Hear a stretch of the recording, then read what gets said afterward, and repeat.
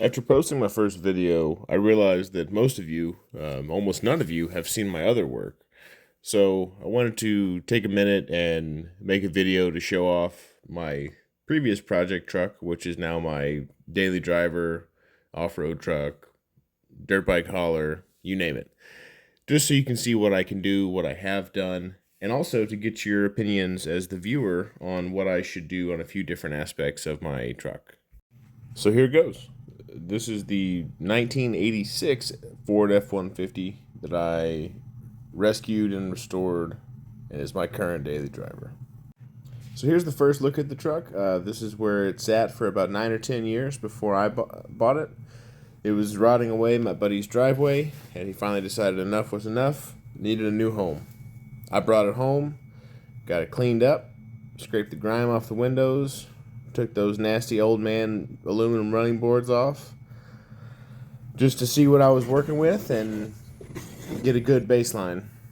Once I got it cleaned up and got the years of grime and everything off of it, I was able to see that, it's a pretty good truck, pretty solid. As long as you don't look too close and you're kind of walking by quickly from about 30-40 feet away.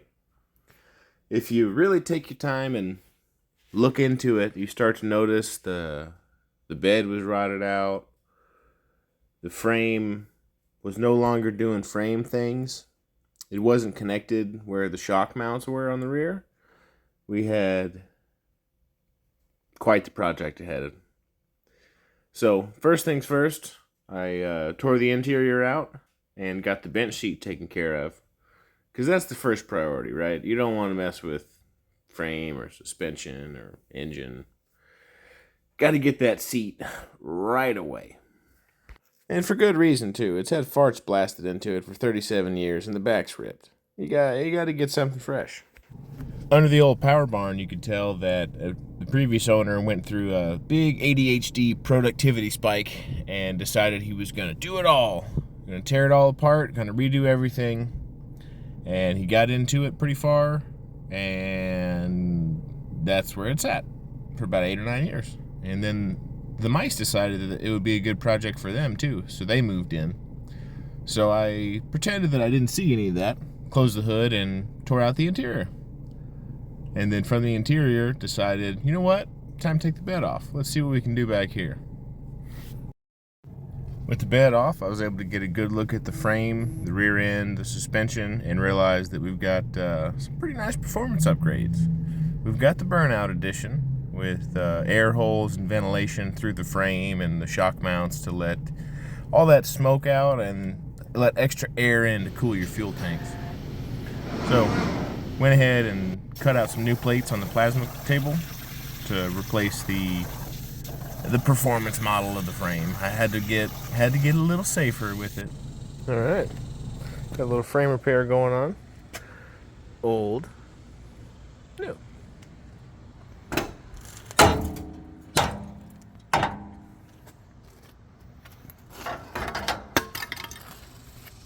Voila. So now that the plates have been welded in the frame, it's time to remove the rear end and begin prepping the rest of the frame for treatment and coating and begin rebuilding the rear end and the front suspension. Now this next part, don't look too close at it. It just, if you squint, it's mint, but don't inspect it and don't do this at home. Alright, here we've got the crusty, dusty, rusty old North Carolina front suspension. It is upgraded, though, with dual shockulators. We'll get to that later. So when you live in a neighborhood and you don't have room in your garage for a shop, you make a paint booth out of a Walmart canopy and some cheap Harbor Freight tarps.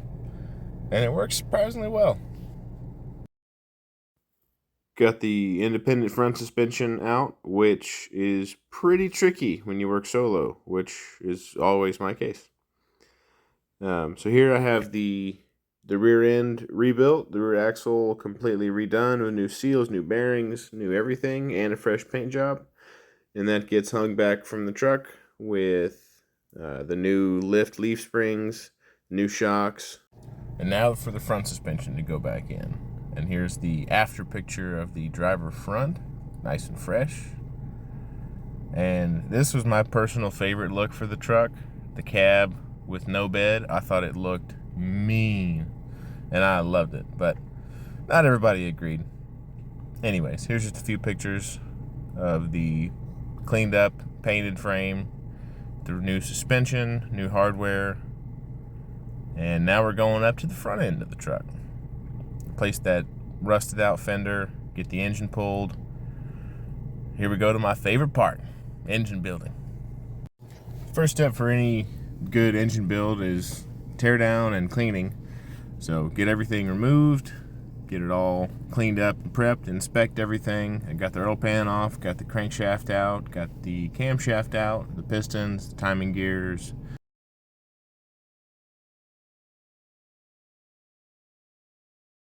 And now prepping the block for paint, getting everything cleaned. And boom, first look at the new engine paint. Here it is starting to come together. Got the valve springs installed, push rods installed, lifters. Rest of the top end coming soon. And there we go. And for the interior, went a little crazy here. Redid the door cards, the interior panels of the doors, waterproofed them, took out the old gauges, the dash, wired in the new vintage USA gauges with about 397 wires, installed all my sound dampening and thermal barrier, put in that nice fresh maroon carpet. Had a custom wheel of steer manufactured for my truck. And then the 7-ball shift knob, which I've always wanted since I was a little kid. Moving on from the creature comforts of the interior, we get to what makes this truck special in my opinion. I completely removed the factory wiring and sensors, then built my own electrical system with a Megasquirt 3 ECU and modern sensors. I converted the engine from carbureted to fully sequential fuel injection and computer-controlled spark timing. I upgraded from a single ignition coil to a coil near plug system using LS truck coils for better precision. The distributor was converted into a camshaft position sensor so the ECU can track cam to crankshaft orientation, which allows for accurate control of fuel injection, spark timing, and ignition advance or retard. While I'm very happy with my Megasquirt, I did it for a very specific reason. I wanted precision control of fuel and spark, and soon I'll be building a turbo manifold and I'll be adding a turbo to my truck.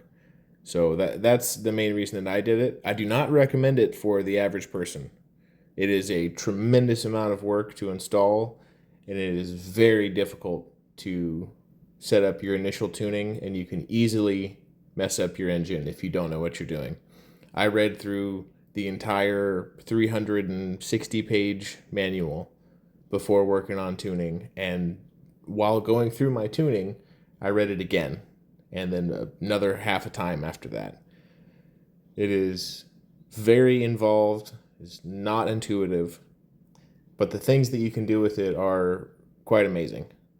So, that said, just know that it's not for everybody.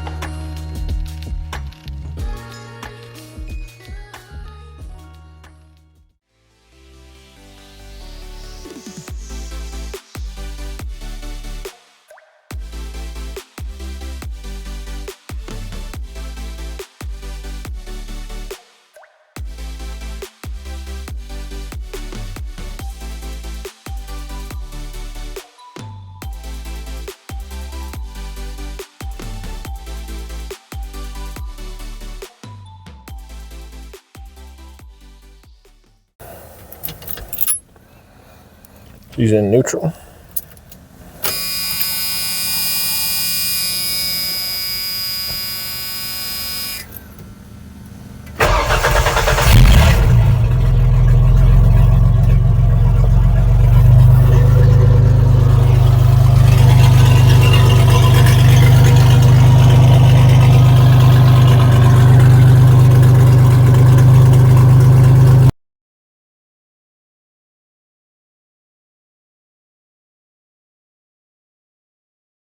Just wanted to say thank you for taking some time to watch this video of my truck. I plan on making more content on it in the future. I know this was pretty brief. I can go more in depth and kind of give a deeper dive, and I'll post some off-roading videos and things like that later on. If there's any specific type of content you'd like to see, or explanations on how things work, how I do things, anything like that, just let me know and I'll be happy to make some. So now the question comes, what do we do with it? I've gone back and forth on this many times now. I really like the patina that I've got going on the front, but the bed doesn't match. It doesn't really bother me too much, but a few people have said, oh, when are you going to paint it? Why haven't you painted it yet? What are you doing? Why isn't it painted? What do we do with it? Do we leave it like this, clear coat it just to lock in all that patina?